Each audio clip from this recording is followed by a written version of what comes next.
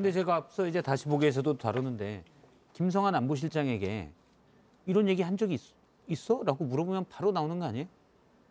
그분 뭐 갈 때 핸드폰 반납하고 가서 못 물어보는 건가요? 뭐 그럴 수도 있죠. 그런 얘기 했느냐 여부. 근데 네. 그분이 확인하겠어요. 중요한 거는 이제 미국에서 도청을 했느냐의 여부죠.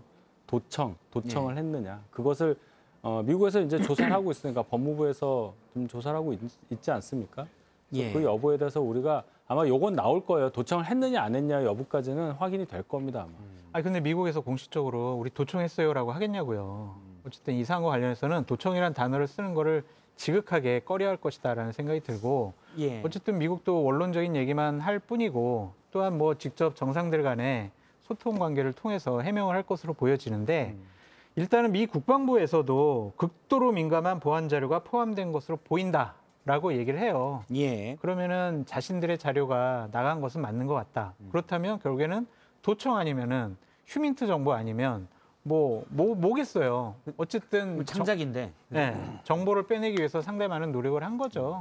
일단 저 뭐 가능성이 큰 거죠. 휴민트가 아닌 건 확실하고 휴민트가 아니라 시긴트라 그랬잖아요. 시긴트요. 그게 신호정보. 이제 전자적인 신호 정보를 다 집적한 그리고 여기에는 CIA뿐만 아니라 DIA나 NSA나 이걸 다 총괄해서 미국에 이제 합참해서 예. 보고서를 작성한 걸로 보이는데 근데 사실은 미 정보기관이 그 외국 정부, 타국 정부를 향해서 타국 정부의 정상을 향해서 도청을 했던 게 처음은 아니죠. 2013년대도 에드워드 스노든이 폭로해가지고 당시에 이제 뭐 독일에서 굉장히 문제 제기를 강하게 하고 재발 방지책을 마련하겠다고 했는데 흐지부지 됐어요. 그리고 2021년도에도 비슷한 일이 있었고 그 미국에서는 아마 재발 방지책을 얘기를 하겠지만 그걸 믿기는 좀 현실적으로 어렵고 70년대 이후로 지금 뭐 거의 뭐 120여 개국 그 정보 감시를 거의 상시적으로 해왔다 이런 게 이제 통설로 알려져 있잖아요.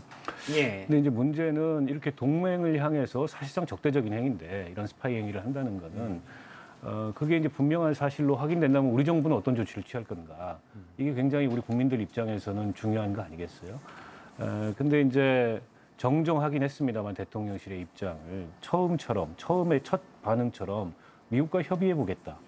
라는 걸로는 제가 보기에는 국민들의 의구심을 잠재우기 어려울 것 같고 아무리 정상회담을 앞두고 있다고 하더라도 주권 국가로서 할 말은 해야 되는 거죠. 그렇죠. 정상회담은 정상회담이고 지난번에 이제 대일 외교에 대해서도 비판이 여러 가지로 많았는데 이번에 그 민감한 어떤 안보실 도청까지 당한 사건에 대해서도 정부가 원칙 있게 대응을 못한다면 도대체 윤석열 정부의 대외 정책, 특히 뭐 안보와 관련된 대외 정책의 원칙이 뭐냐? 예. 네, 이런 질문을 받지 않을 수 없는 상황인 것 같아요. 걱정되는 부분이 또 있어요. 과연 안보실 대화만 도청이 됐을까? 대통령 대화도 그런 도청하지 걱정이 않았을까? 그런 걱정이 있고 미국에만 도청이 허용이 됐을까? 러시아는, 중국은, 북한은, 일본은 이런 나라들에게도 도청이 뚫리지 않았을까? 그런 심각한 걱정이 있어요. 그러니까 대통령실에서는 안보를 해치는 왜곡행위 하지 마! 막 이런 식으로 야당을 공격하지 말고요. 체계적으로 점검을 한번 해보는 계기로 삼아라. 그렇게 말씀드려요.